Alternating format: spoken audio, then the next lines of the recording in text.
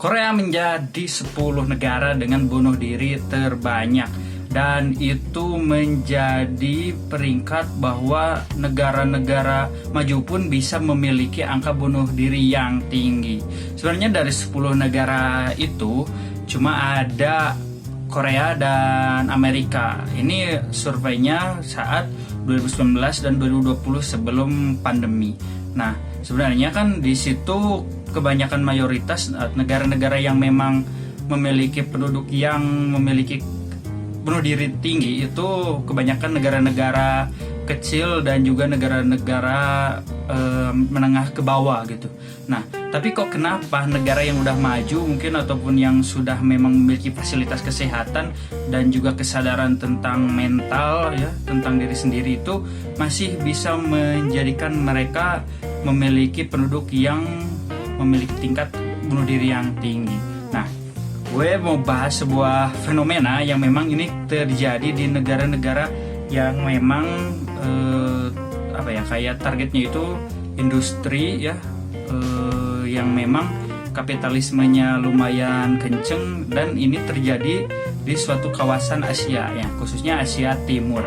Nah, mungkin Korea adalah nomor 1 ya di Asia Timur dengan angka bunuh diri tertinggi, disusul oleh Jepang yang sebenarnya awalnya ini yang memimpin itu Jepang, tapi kesusul sama Korea dengan pertumbuhan ekonomi Korea yang besar sekarang, tapi malah mengakibatkan bunuh diri di Korea tinggi. Dan ini juga diikuti sama Cina ya. Kita tahu Cina ini lagi mau nyalip Amerika, tapi masyarakatnya rusak. Nah, ini gue bahas ya, dan gue mulai dengan asumsi gue ya. Ini asumsi gue, bukan dari riset, tapi ini nantinya bakal gue sangkut pautin, dan ini adalah kesimpulan gue tentang riset beberapa waktu ke belakang, di mana negara-negara yang memang mengedepankan industri gitu, kompetisi dan sebagainya, itu cenderung memiliki masyarakat yang rusak gitu. Maksudnya di sini rusak di sini maksudnya bukan rusak arti dalam kejahatan, kriminal dan sebagainya, tapi secara sosial.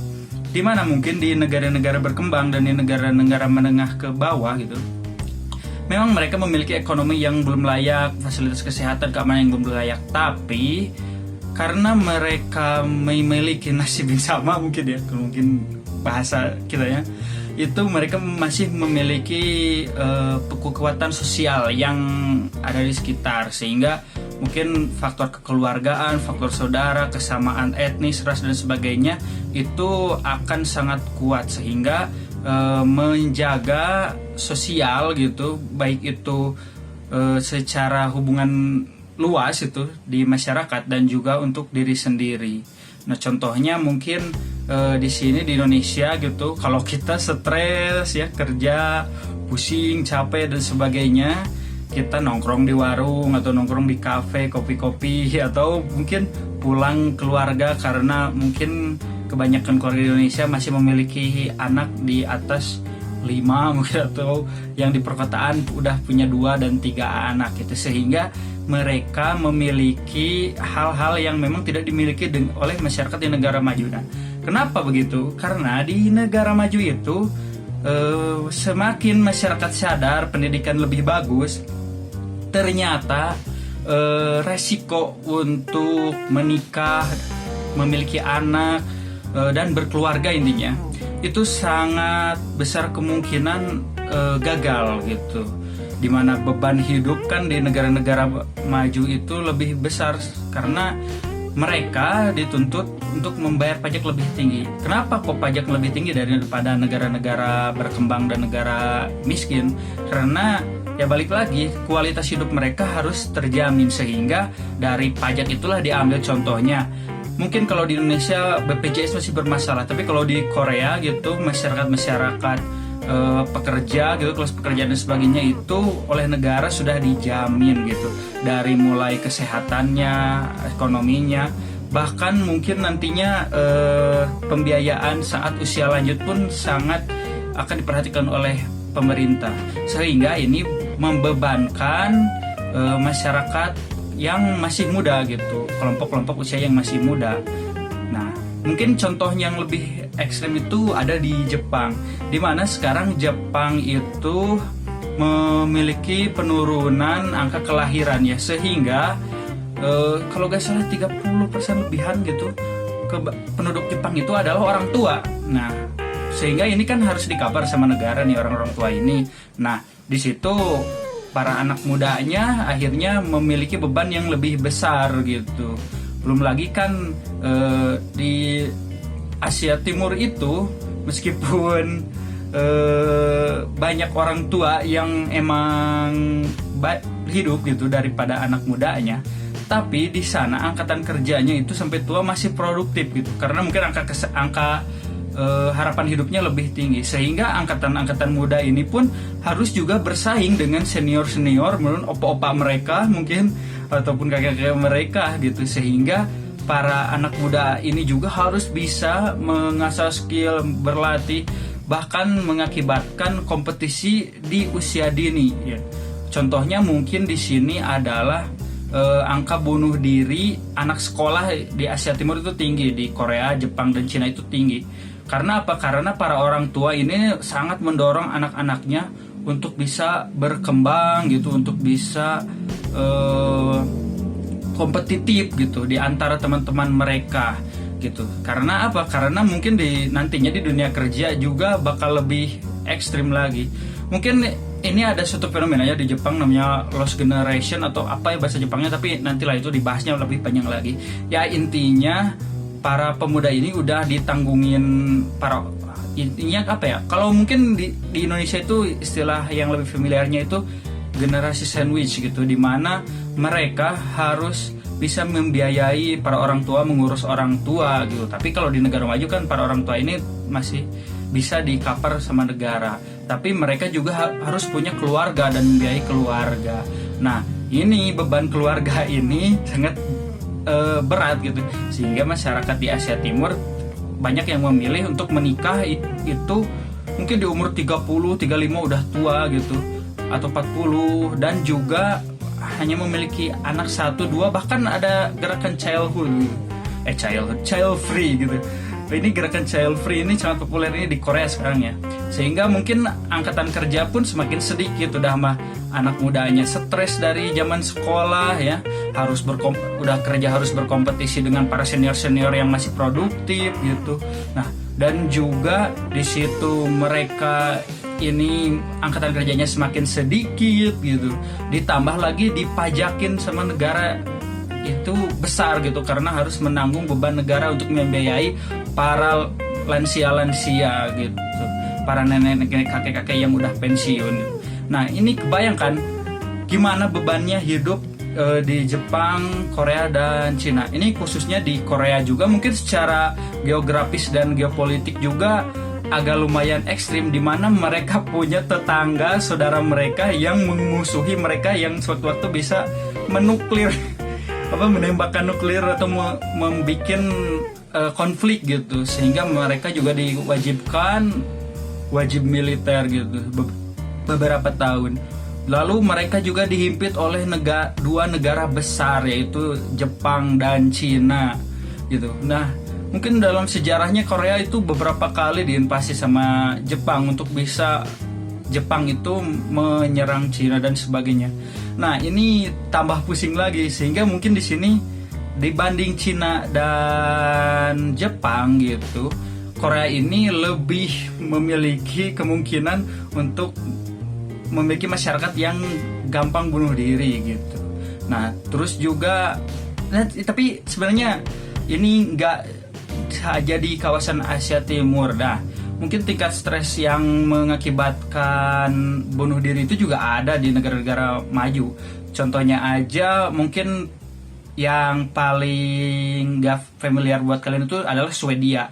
Swedia sekitar 2019 ke bawah itu banyak itu masyarakatnya yang bunuh diri. Tapi di sini bunuh dirinya itu bukan karena masyarakatnya itu stres kayak Korea, tapi lebih karena faktor geografis dan juga budaya. Nah, sehingga pemerintahnya pun memperbaiki dan menyesuaikan. Ini kalau kalian lihat ya di map, Swedia itu kan agak di dekat kutub utara gitu, sehingga ada bagian-bagian di utara itu mereka bisa menjalani musim dingin ataupun malam hari itu 20 jam, sehingga mungkin tubuh ataupun pikiran, mental dan apapun yang memang terpengaruh ini ya Pak untuk diri kita gitu, karena metabolisme kita harusnya kan malam itu waktunya tidur, istirahat dan sebagainya, ini mungkin agak terganggu dan gak teratur gitu, sehingga itu juga mengakibatkan angka bunuh diri gitu yang meningkat. Nah, dan juga ada budaya dan sebagainya. Tapi untungnya sekarang negara-negara Skandinavia udah bisa menangani itu dan menjadi negara paling beberapa negara yang paling bahagia di dunia. Tapi tetap aja gitu, kalau kayak kasusnya Asia Timur di mana kompetisi gitu dan sebagainya itu terlalu ekstrim. Dan ini yang paling parah itu kan kalau di Jepang itu kan angkatan kerjanya itu kan yang tadi ada fenomena lost generation. Ini harus dijelasin tapi bakal panjang banget ya. Udah nanti aja. Nah, terus ada lagi kalau di Korea kan tadi secara geografis, secara geopolitik. Nah, yang lebih ekstrim itu di Cina gitu. Dimana mungkin dari dulu ya sebenarnya, dari zamannya Mao Zedong gitu, Mao Zedong apa bacanya itu, presiden pertama Partai Komunis di Cina itu memang terkenal dengan otoriter ya. Jadi seolah-olah bahwa satu negara yang besar itu kayak Cina itu harus memiliki pemahaman dan juga tujuan seperti dia. Nah, ini juga sebenarnya dijalankan oleh Xi Jinping, di mana kebebasan berekspresi, kebebasan berpendapat dan sebagainya itu tidak dibebaskan gitu, tidak dibiarkan, sehingga supaya menjaga kestabilitasan politik dan ekonomi dan sebagainya. Nah, sehingga di Cina sendiri masyarakatnya itu mungkin gak terbiasa diskusi, gak terbiasa kumpul-kumpul karena kedekatan budaya ataupun kumpul-kumpul karena kedekatan kekeluargaan. Jadi mereka lebih diarahkan ke negara modern, negara industri gitu, negara manufaktur, dan mungkin kalau sekarang revolusi 4.0 gitu. Nah, ini yang agak parahnya itu, yang mungkin kalau kita lihat sekitar tahun 70-80an itu masyarakat Cina itu masih banyak masyarakat tradisional dan bahkan lebih miskin dari Indonesia. Tapi ini di tahun 80-an sampai 90-an itu dirubah dan ekstrim banget, sehingga mungkin masyarakatnya itu belum siap ya dari masyarakat tradisional ke modern, tapi ini didorong terus ke modern sehingga mengakibatkan ini merusak tatanan sosial dan budaya di Cina juga. Ini juga kalau diperdalam lebih agak serem lagi. Nah, tapi itu mungkin ya gambaran di mana fantasi kita mungkin dan fantasi di dunia hiburan adalah di mana orang-orang Korea itu memiliki drama K-pop ya yang romance banget gitu, terus punya penyanyi, punya idol group yang emang keren-keren gitu, yang warna-warni, yang berekspresi selepas-lepasnya gitu, cantik-cantik dan sebagainya. Nah, itu justru ironi gitu. Karena apa? Karena itu sebenarnya harapan dari masyarakat yang kaku karena korban dari pertumbuhan dan pendorongan ekonomi besar-besaran. Bahkan di Cina kan sekarang populer genre isekai ya. Kalau istilahnya tuh, kalau di Islam itu masuk surga nanti ketemu bidadari dan sebagainya, nah mungkin gitu. Nah, ini genrenya isekai kalau di Jepang. Nah, ini menggambarkan mungkin orang Jepang itu udah muak dengan kehidupan, mungkin mereka pengen meninggal, dan udah meninggal itu mereka menemukan dunia yang banyak bidadari di surga gitu. Agak ironi juga ya. Ini mungkin fenomenanya akan terulang di Cina, dimana kan kayak gaya-gaya Harajuku, gaya-gaya slang dan sebagainya yang pernah terjadi di Jepang saat boom ekonomi itu juga terjadi di Cina gitu. Dan kebayanglah itu penduduk paling banyak di dunia ya, bakal kayak apa tuh kalau emang tatanan sosialnya udah hancur dan hanya mementingkan kepentingan negara untuk menjalankan industri dan ekonomi yang kuat gitu. Nah, mungkin target mereka adalah kiblatnya Amerika gitu, di mana kapitalisme, individualisme dan juga kompetisi itu dimaksimalkan gitu. Tapi yang tidak mereka paham bahwa Amerika itu memiliki sejarah dan perjalanan yang sangat jauh gitu, bahkan dari mereka membebaskan budak, perang saudara dan perang dunia satu dan sebagainya, sampai mereka bisa memiliki industri sebagai besar. Meskipun sekarang Amerika memiliki angka bunuh diri yang tinggi gitu, termasuk 10 ya di dunia gitu pas sebelum pandemi gitu. Nah, tapi di sana angka kebahagiaannya, happiness dan sebagainya itu masih bisa menolong gitu. Dan lebih ke mereka itu angka bunuh dirinya itu bukan karena korban dari industri dan kepentingan negara untuk mengejar industri yang besar gitu, tapi lebih ke struktur sosial yang memang kebanyakan imigran, kebanyakan pendatang dan berbagai hal yang menggerogoti Amerika dari dalam gitu. Bahkan mungkin rasisme dan sebagainya ya, kayak Black Lives Matter dan sebagainya, itu mengakibatkan bunuh diri tinggi gitu. Itu kan lebih ke sosial ya, masalah sosial yang emang sebenarnya bisa diselesaikan. Tapi kalau di Korea dan di Jepang itu mau gimana gitu. Sekarang contohnya negara lebih memberi wadah buat masyarakat kayak istilahnya tuh udahlah jangan terlalu kerja dan sebagainya, sayangi diri, sayangi keluarga, mari berkeluarga biar gak tambah dikit kayak masyarakat Jepang dan sebagainya. Itu bakal susah karena apa? Karena udah menjadi struktur sosial. Beda halnya seperti Amerika, contohnya ada gerakan rasisme kayak Black Lives Matter, ada gerakan dan sebagainya, sehingga itu bisa diperbaiki dan sebagainya. Dan karena Amerika itu negeri harapan ya, bisa disebut kayak banyak imigran yang diterima dan sebagainya. Hal seperti itu memang resikonya besar. Tapi ini kayak Jepang dan Korea itu wajahnya sama semua, maksudnya bukan rasis ya. Bahkan orang Korea itu, beberapa media ya menerangkan bahwa orang Korea itu orang-orang yang paling rasis. Karena apa? Mungkin di antara mereka aja udah kompetitif, ditambah lagi mungkin ada kulit hitam atau kulit kayak Asia Tenggara kita gitu di Indonesia, datang ke sana kan pasti dicuekin kan karena mereka sesama aja udah kompetitif banget gitu. Nah, ini ironi banget ya, dimana K-pop, hiburan anime, isekai dan sebagainya. Nah, tapi di sini nih yang ada hal yang harus digarisbawahi untuk khususnya masyarakat negara berkembang dan miskin yang di Indonesia. Korea, Jepang dan kalau Cina belum ya kayaknya, tapi beberapa di kota besar udah. Mereka bisa maju gitu. Negara mereka bisa maju meskipun angka bunuh dirinya besar, tapi angka kebahagiaan mereka tinggi. Jadi secara kasarnya mereka bisa bunuh diri gitu dengan pilihan gitu maksudnya.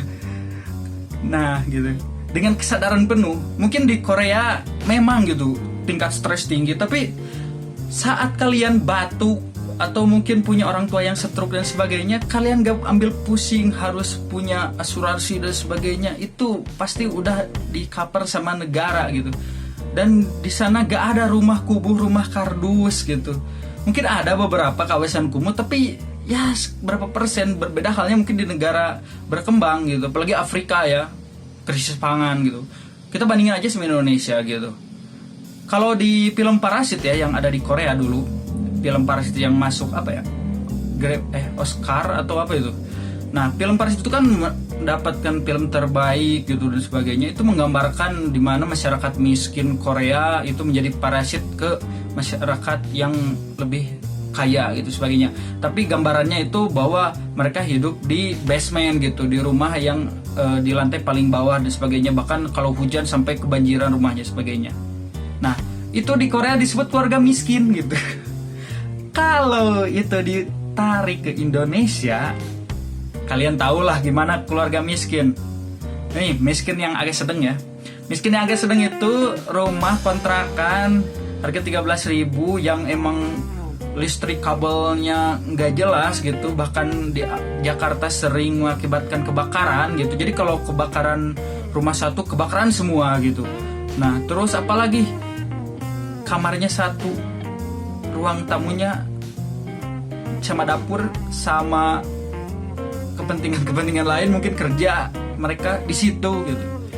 Bahkan kemarin pas pandemi aja ada keluarga yang giliran gitu tidurnya karena mereka gak cukup memiliki ruang.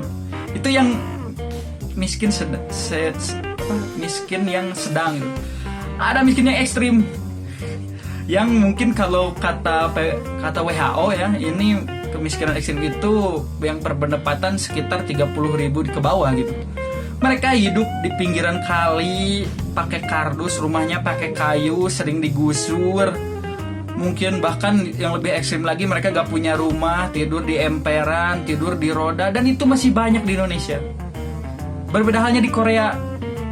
Mungkin kasarnya kalau kita jadi masyarakat miskin di Indonesia lah, lihat orang Korea banyak bunuh diri, tapi enak ya. Jadi bahasa kasarnya, bodoh amat dengan banyak bunuh diri. Yang penting gue tidur gak kedinginan, gak kelaparan dan sebagainya. Mungkin bahasa kasarnya gitu. Jadi agak ironi gitu. Ya hal-hal yang memang mengobati masyarakat miskin secara kultural dan spiritual itu akhirnya berkembang sebenarnya, plusnya itu positifnya itu. Dimana mungkin kalau kita masih ada masyarakat miskin dan masyarakat yang kurang mampu, pasti agama dan budaya itu bakal diterima oleh mereka. Karena apa? Karena itu kata Karl Marx ya, itu jadi opium, jadi obat gitu. Maksudnya bukan jadi candu, tapi jadi obat. Karena apa? Karena kesusahan ekonomi yang tinggi gitu. Sehingga kalau lapar ya udah ngedoa ke Allah gitu. Kalau belum makan ya Allah, sing kuat ini laparnya sampai besok gitu. Dan jadi dengan berdoa tersugesti, meskipun laparnya gak hilang, tapi mereka punya sisi itu. Kalau ini kejadian di Korea, belum makan gitu sehari 2 hari, anjir hidup gini-gini banget ya, gue kena mental illness dan sebagainya karena belum makan dan sebagainya. Ini ekonomi negara kok gini-gini amat tuh, udah gue bunuh diri aja, lompat dari jembatan yang ada di Korea gitu. Pasti gitu lah orang Korea. Kalau orang Indonesia enggak. Jadi istilahnya tuh mati segan, hidup segan mati tak mau, udah mungkin gitu istilahnya tuh.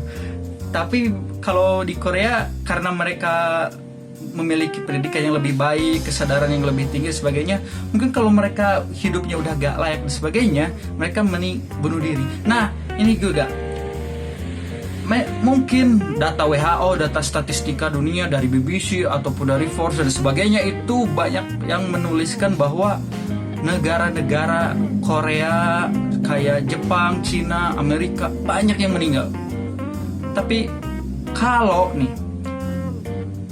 ditulisin berapa orang yang meninggal di Indonesia gara-gara kemiskinan, berapa orang-orang yang meninggal karena perang di Arab, perang di Timur Tengah, atau krisis pangan di Afrika gitu.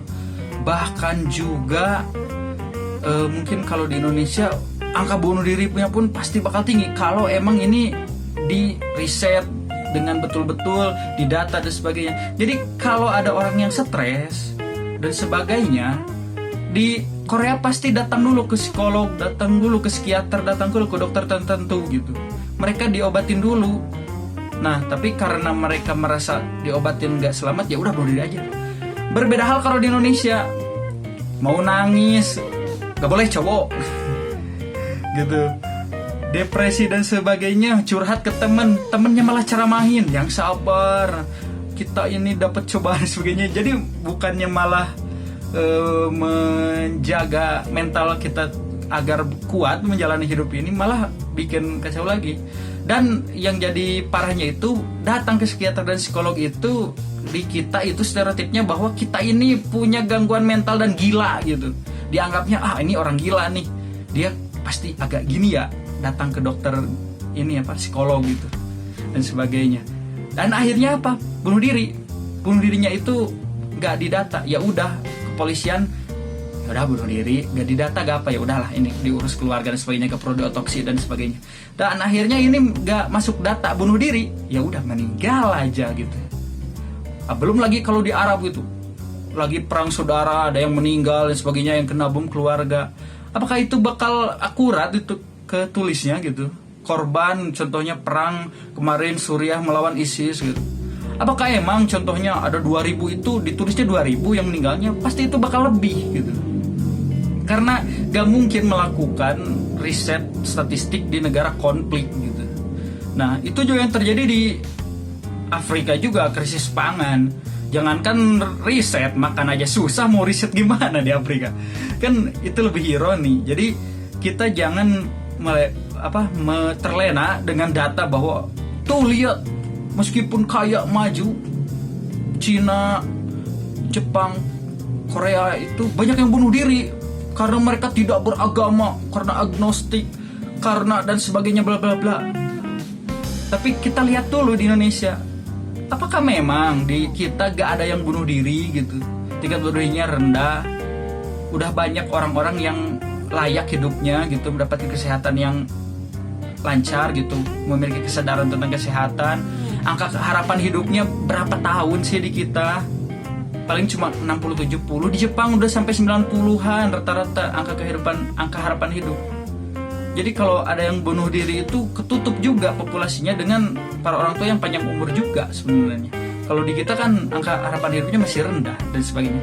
Kayak ini malah jadi ngomel ya. Makasih teman-teman yang udah mantengin sampai akhir. Jadi maaf lah kalau banyak komel juga.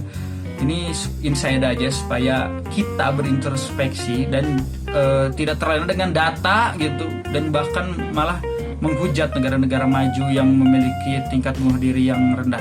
Jadi ini juga sebenarnya nanti bakal bisa aja kejadian ke Indonesia kalau Indonesia udah maju.